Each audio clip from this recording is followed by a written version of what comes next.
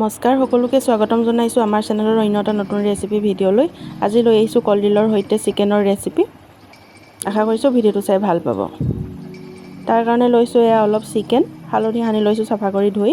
এইফালে বাতি এটাত কলডিলটোৰ আগটো কাটি লৈ এইদৰে সৰু সৰুকৈ কাটি লৈছোঁ। আশা কৰিছোঁ ভিডিঅ'টো চাই ভাল পাব আৰু যদি ভিডিঅ'টো ভাল লাগে ভিডিঅ'টোত লাইক শ্বেয়াৰ কমেণ্ট কৰিব। মোৰ চেনেলটোত ছাবস্ক্ৰাইব কৰিবলৈ নাপাহৰিব আৰু কাষতে থকা বেল আইকনটো দবাই দিব যাতে আহিবলগীয়া ভিডিঅ'সমূহৰ নটিফিকেশ্যন পাই থাকে।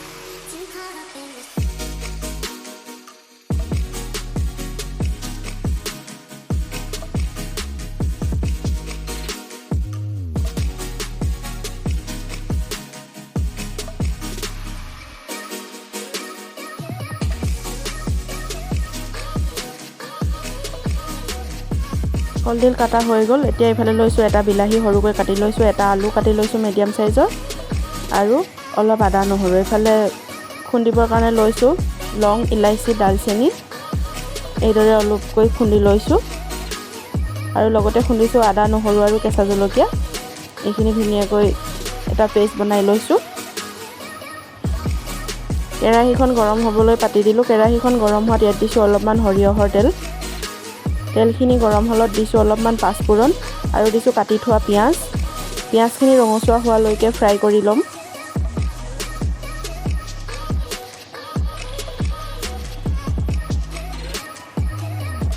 এতিয়া ইয়াতে দিম খুন্দি লোৱা আদা নহৰু আৰু শুকান মছলাৰ পেষ্টটো। গোটেইখিনি এবাৰ ভালদৰে লৰাই লৈছোঁ।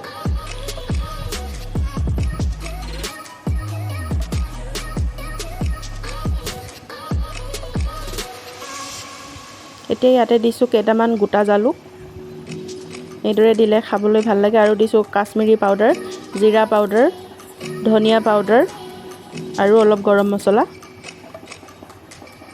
এবাৰ লৰাই লৈছোঁ। এতিয়া দিছোঁ অলপমান হালধি পাউডাৰ।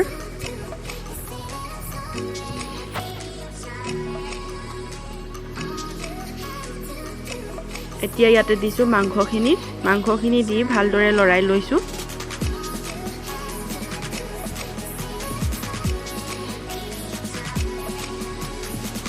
মাংসখিনি সিজিবৰ কাৰণে অলপ টাইম ঢাকন দি ৰাখি থ'ম। 1 মিনিটমানৰ পাছত ঢাকনখন উলিয়াই চাইছোঁ। এয়া চাওক মাংসখিনিৰ পৰা অলপ অলপ পানী ওলাইছে। এবাৰ লৰাই লৈছোঁ।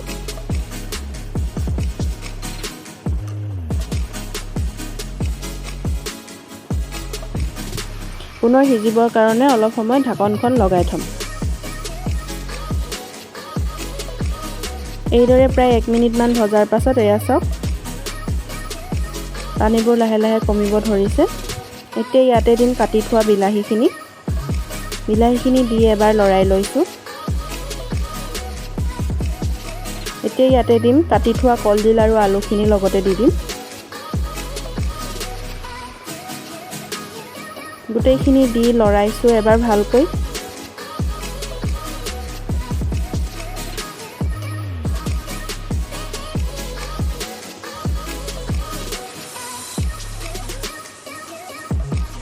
এতিয়া ইয়াতে দিম সোৱাদ অনুসৰি নিমখখিনি দি এবাৰ লৰাই লৈছোঁ।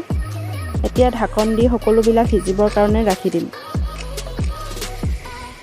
প্ৰায় 2 মিনিটমান ঢাকন দি সিজোৱাৰ পাছত এইফালে চাওক কলডিলবিলাক মৰহি গৈছে।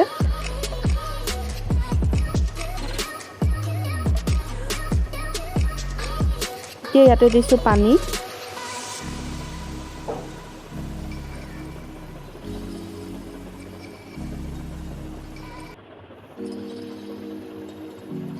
পানীখিনি দি চব্জিখিনি উতল অহালৈকে ৰাখি থ'ম।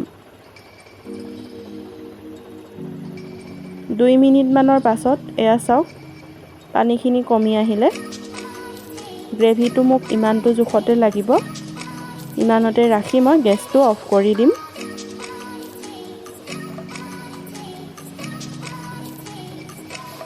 এইফালে চাওক মুৰ্গীৰ সৈতে কলডিল আলু বিলাহীৰ আঞ্জা ৰেডি হৈ গ'ল। এইদৰে বনালে খাবলৈ বহুত সোৱাদ হয়, স্বাস্থ্যৰ কাৰণেও ভাল হয়। আপোনালোকেও ঘৰত এবাৰ ট্ৰাই কৰি চাব, নিশ্চয় খাই ভাল পাব।